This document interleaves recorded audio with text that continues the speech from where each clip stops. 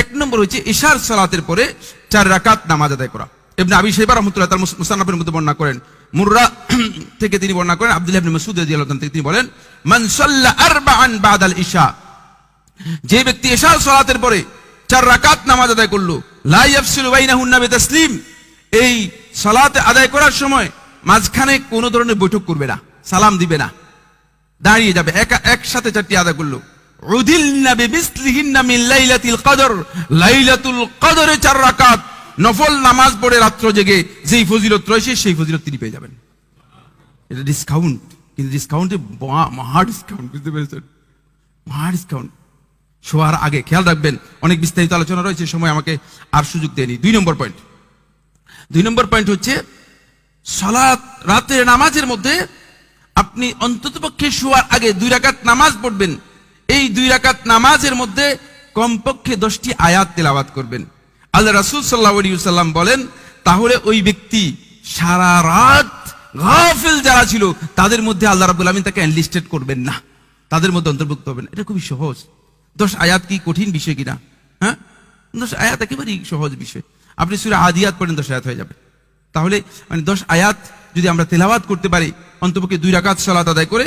আব্দুল্লাহ ইবনে আমরুল আস থেকে বর্ণিত এই হাদিসটি রাসূল ইমাম আহমদ শেখ নাসিরউদ্দিন আলবানী রাহমাতুল্লাহ আলাইহি তার সহিহের মধ্যে সহি বলেছেন, হাদিস নম্বর 2244। সময় নেই, এই জন্য আর হাদিস বললাম না। এরপর 3 নম্বর যে ডিসকাউন্ট, এটা আর একটু সহজ করেছেন। সেটা হলো রাসূলুল্লাহ সাল্লাল্লাহু আলাইহি ওয়াসাল্লাম বলেন, আবু মাসউদ আনসারী রাদিয়াল্লাহু বর্ণনা করেন, রাসূলুল্লাহ বলেন, মান ক্বারাআ বিল আয়াতাইনি মিন আখির সূরাতিল বাকারা, যে ব্যক্তি রাত্রি ঘুমের আগে সূরাতুল বাকারা এর শেষ 2 আয়াত তেলাওয়াত করলো, ফি লাইলাতিন কাফাতাহু, তার জন্য এই 2 আয়াতই সারা রাত কিয়াম করার জন্য যথেষ্ট হয়ে যাবে। সারা রাত থেকে ইবাদত করা যে ফজিলত রয়েছে সেটা যথেষ্ট হয়ে যাবে। এর ব্যাখ্যার মধ্যে হাফেজ ইবনে হাজার আসকালানী রাহমাতুল্লাহ আলাইহি ফাতুল বারীতে 4টি বক্তব্য উল্লেখ করেছেন, এবং হাফেজ ইবনে হাজার রাহমাতুল্লাহ আলাইহি, ইবনে মুলাক্কিন রাহমাতুল্লাহ আলাইহি, এমনকি ইমাম নববী রাহমাতুল্লাহ আলাইহি বলেছেন যে কাফাতাহু দ্বারা বোঝানো হয়েছে যে সারা রাত কিয়াম করার যে ফজিলত রয়েছে সেই ফজিলত তিনি পেয়ে যাবেন। শেষ ডিসকাউন্ট না, আর দুইটা আছে, সর্বমোট 5টা ডিসকাউন্ট আলোচনা করব।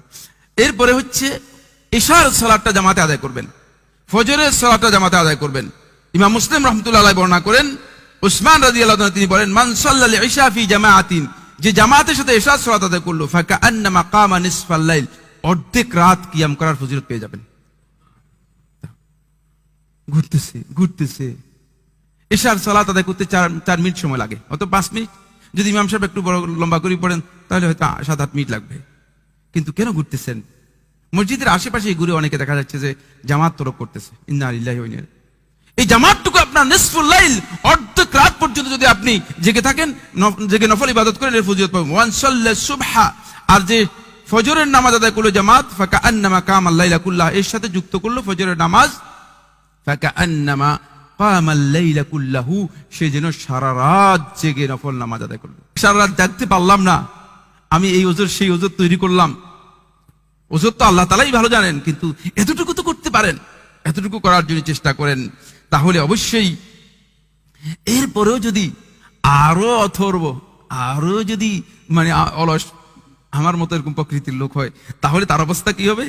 এই হাদিসটি আবু দারদা রাদিয়াল্লাহু আনহু মনে করেন, তিনি বলেন, রাসূলুল্লাহ সাল্লাল্লাহু আলাইহি ওয়াসাল্লাম বললেন, মান আতা ফিরাশাহু, যে ব্যক্তি ঘুমানোর জন্য বিছানায় আসলো, ওয়া হুয়া ইয়ানবি আন ইয়াকুমা ইউসাল্লি ফিল লাইল, নিয়ত করছে যে রাতে ঘুম থেকে জাগবো ইনশাআল্লাহ, আল্লাহ অন্তরে ইখলাসের সাথে, আল্লাহ আমি শেষ রাতে ঘুম থেকে জেগে নফল কিয়াম করব, নফল নামাজ পড়বো।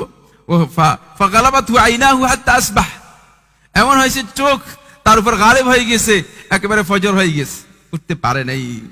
ওয়া কানা নাওমুহু সাদাকাতান আলাইহি মির রাব্বিহি জাল্লা ওয়া আলা, তার এই ঘুম তার আল্লাহর পক্ষ থেকে সাদাকা হয়ে যাবে, এবং সারা রাত কিয়ামের যে ফজিলত রয়েছে সেই ফজিলত পেয়ে যাবে। বুঝতে পেরেছেন? এই ডিসকাউন্ট গুলো খুবই গুরুত্বপূর্ণ ছিল।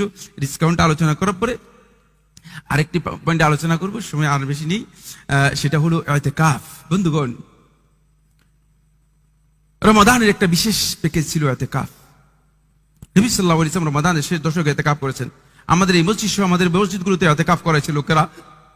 ইতিকাফ আপনার শেষ হয়ে গিয়েছে, কিন্তু ইতিকাফের ছোট ভাই, ইতিকাফের গ্রেট বহন করে, এই ধরনের ফজিলত কিন্তু আপনার কাছে রয়ে গিয়েছে, যেটা সারা বছর আপনি করতে পারেন।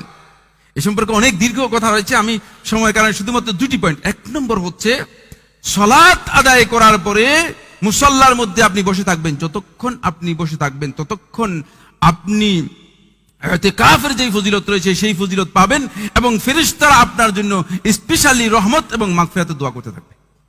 ফেরেশতারা স্পেশালি আপনার জন্য মাগফিরাতের দোয়া করতে থাকবে। 2 নম্বর হচ্ছে ইতিকাফের আরেকটি হচ্ছে ইন্তিজারুস সালাতি বা'দাস সালাহ। সালাত আদায় করার পর যদি কাজ না থাকে আরেক সালাতের জন্য অপেক্ষা করুন, বসুন, কিছুক্ষণ বসে থাকেন। এই সময় যতক্ষণ পর্যন্ত আপনি মসজিদের বসে থাকবেন ততক্ষণ পর্যন্ত বসে থাকার কারণে সালাত আদায় করা যে ফজিলত রয়েছে সেই ফজিলত আপনি পেয়ে যাবেন। সালাত আদায় করা যে ফজিলত রয়েছে সেই ফজিলত পেয়ে যাবেন। এখানে অনেকগুলো হাদিস রয়েছে, শুধু একটি হাদিস ইমাম বুখারী রাহমাতুল্লাহ তার সহিহে বর্ণনা করেছেন। আবু হুরায়রা রাদিয়াল্লাহু আনহু তিনি বলেন, আন্না রাসূলুল্লাহ সাল্লাল্লাহু আলাইহি ওয়াসাল্লাম قال, রাসূলুল্লাহ সাল্লাল্লাহু আলাইহি ওয়াসাল্লাম বলেছেন, আল মালাইকাতু তুসাল্লি আলা আহাদিকুম, ফেরেশতারা তোমাদের কোন ব্যক্তির উপর সালাত আদায় করে থাকে, রহমতের দোয়া করে থাকে, মা দামা ফি মুসাল্লাহু, যতক্ষণ পর্যন্ত সে তার মুসাল্লার মধ্যে যেখানে সালাত আদায় করেছে সেখানে বসে থাকবে। অনেকে আসছে মনে হয় যেন নামাজ শেষে তিনি একটু বসতে পারেন না, কিসে যিনি তাকে তাড়াই নিয়ে চলে যায়। বুঝতে পেরেছেন? না, ফজিলত শয়তান তো বুঝতে পেরেছে। নামাজ শেষ বসে কেন? নামাজ শেষ বসে থাকার কারণ কি? না, কিছুক্ষণ বসলেন, কি করবেন? আল্লাযী সাল্লা ফীহি, যেখানে সালাত আদায় করেছে, মা লাম ইউহদিস, যতক্ষণ পর্যন্ত ওযু নষ্ট না হবে। তাকুলুল মালাইকাতু, ফেরেশতারা বলবে, আল্লাহুম্মা গফির লাহু, আল্লাহুম্মা আরহামহু, হে আল্লাহ তাকে ক্ষমা করো, হে আল্লাহ তার উপর রহমত করো। ফেরেশতারা এই দোয়া তার জন্য করতে থাকবে। ফেরেশতাদের দোয়ার অর্থ কি? হাফেজ মুনাবী রাহমাতুল্লাহ এই হাদিসের ব্যাখ্যার মধ্যে উল্লেখ করেন, তিনি বলেন, সাথে সাথেই আল্লাহ সুবহানাহু ওয়া তাআলা এই দোয়া কবুল করেন, সাথে সাথেই আল্লাহ সুবহানাহু ওয়া তাআলা এই দোয়া কবুল করে থাকেন।